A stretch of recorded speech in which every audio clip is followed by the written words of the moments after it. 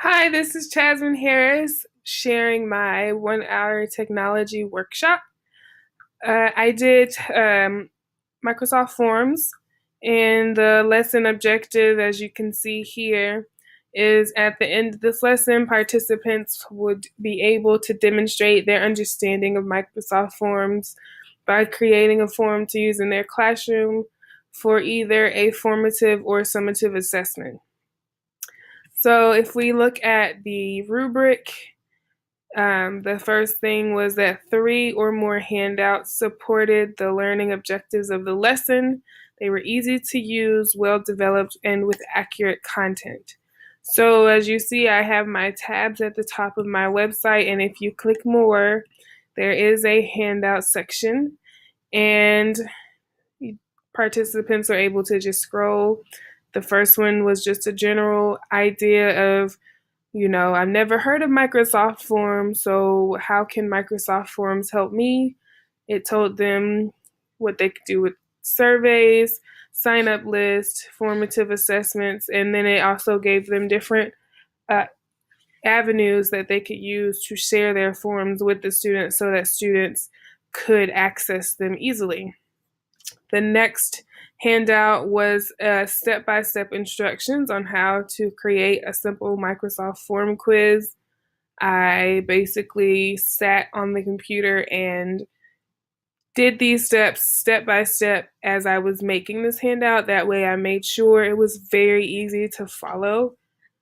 Um, and then the last one was how to create a sign up or a survey for students to complete. And I did the same thing I did with the last handout and went step by step creating the form or the survey as I created the handout.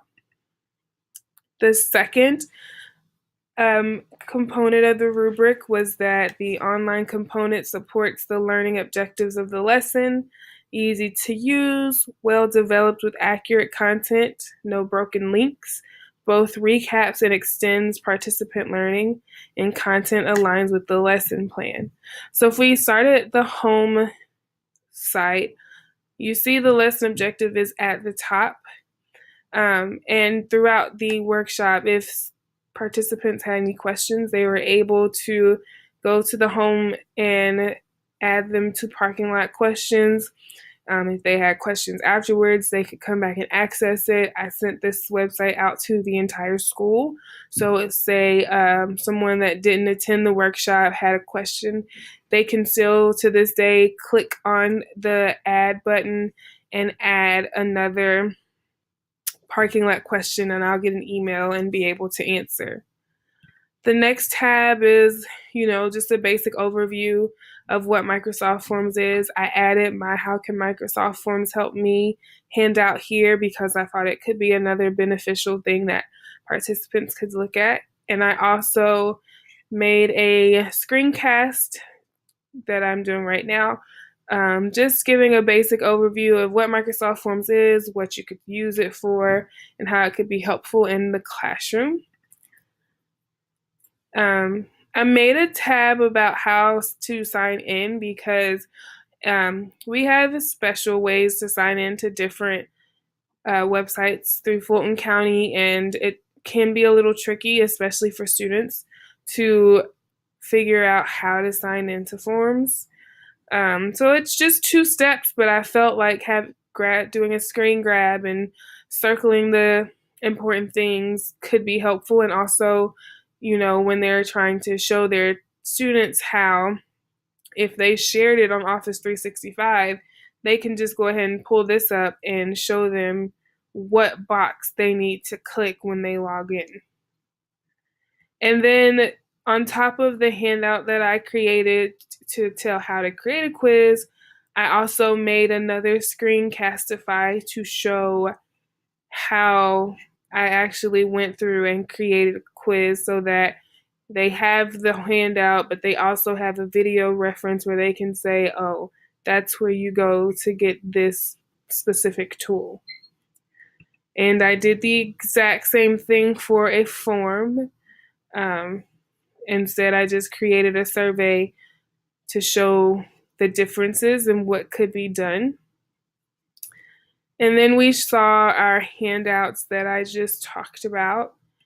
And I had the evaluation instrument on here in a Microsoft form, of course, where they were able to answer, and this actually went through, so it wasn't just one question.